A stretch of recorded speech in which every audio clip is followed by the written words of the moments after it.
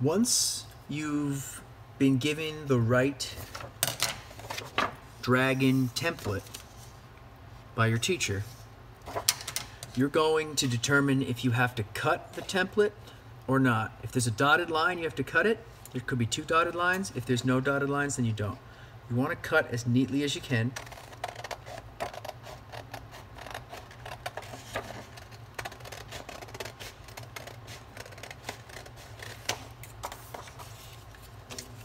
That part you don't need.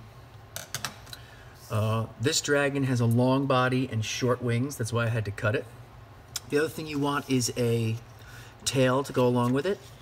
You want paper clips, 2 paper clips, and you want some tape that we'll use later. Okay? Step 1 is to fold the paper hot dog style with the picture, the body picture on the outside. Fold it as symmetrically as you can. Don't worry about the printed lines of the dragon.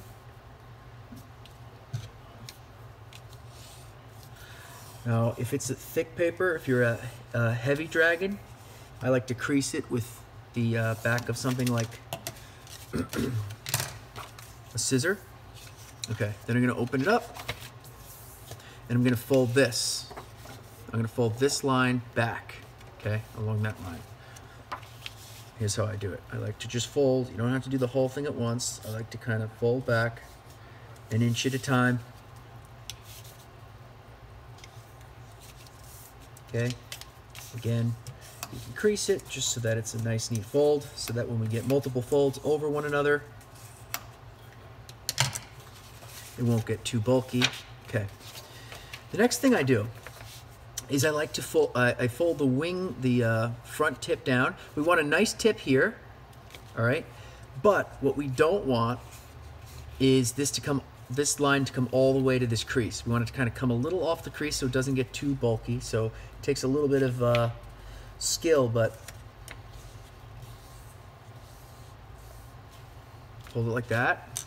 And you try to make the other side symmetrical to how you folded it.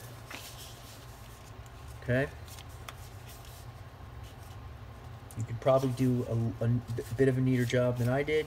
I'm doing it a little quickly in the interest of showing you all the steps in one video. Okay.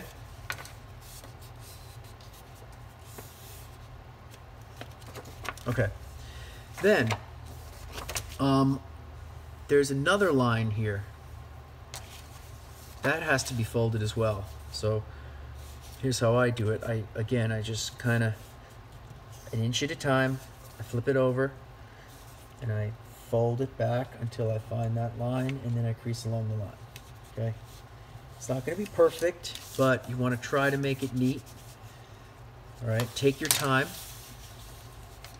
And you want the other side to be symmetrical. You don't want to fold the point. You don't want to ruin the point of the front end of this what will be a paper airplane. So just make sure that you don't fold it over this line or you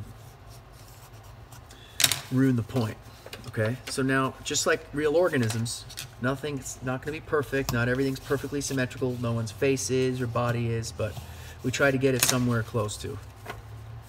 Okay, next we're going to fold the first wing down. Now the first wing we're going to try to fold roughly along this line. If it's not perfect, it's not the end of the world, but we want to try to make a straight line. What I do typically is kind of start to get the paper to know that it's going to be creased, so to speak, by just rounding it out in that direction, and then I'll just commit to fold in a second here. So then I'll fold it over like that. Okay.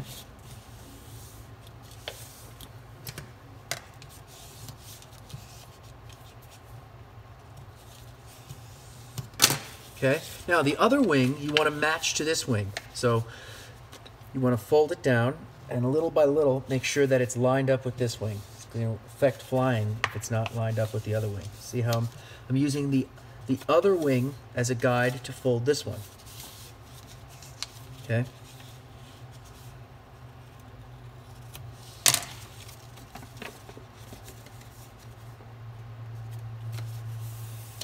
Okay, there's the basic plane.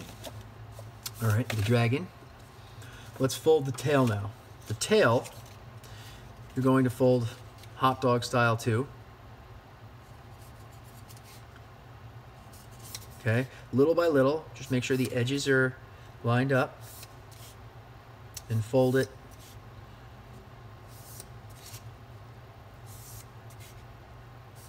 Make sure you, when you cut the tail, that you cut it neatly. Okay, so the tail's going to have the picture on the bottom. It's going to be kind of like a V right now. Okay. The next thing you can do with the tail is there's a little line on one side, or actually on both sides. You want to cut just to that line. You don't want to cut the entire tail off, but you want to cut to that line, and then you're going to fold both of these flaps down on either side. So at the end of the V-shaped tail, there's going to be a little M-shaped paper, okay, like that. And when we fly it, we want this to be like these little side flaps to be parallel to the ground. All right, and then this is going to, depending on if you have a long or short tail, which I'm going to talk about next, is going to be further in or further out of the plane. Okay, now we're ready to put it together. We have our plane and our tail, and for a rule of thumb, maybe about 2.5 inches for a short tail. All right, I know your inclination is to make a really long tail, but it actually affects its flight in a bad way. So you can slip it under here, all right, if it doesn't fit if you have a smaller plane. About 2.5 inches, or double the size of this part for a short tail, and maybe three of these for a long tail. Okay. Now we're gonna take a little piece of tape.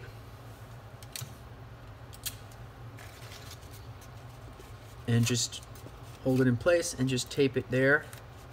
All right, so that's going to be in there. Now here's an extra step. If you have a heavy plane, you need a little more weight. If you have the thick paper, not the regular like computer paper, you're going to want to put this, I call it a spine, in there. This doesn't go in the thin paper, but it goes in the heavy paper. I get these from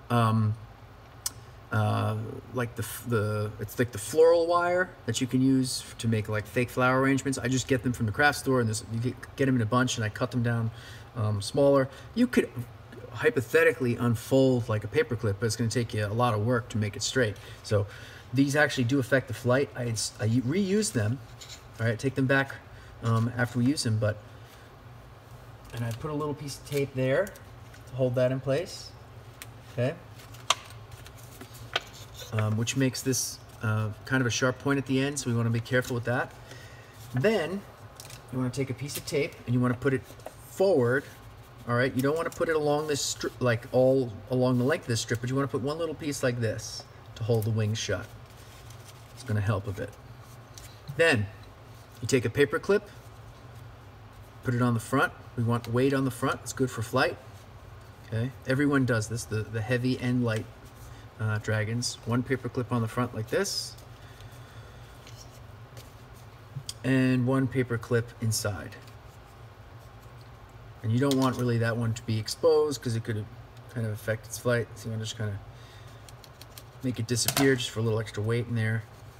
This isn't the neatest, you could ever fold, but it's a decent representation of what it should look like.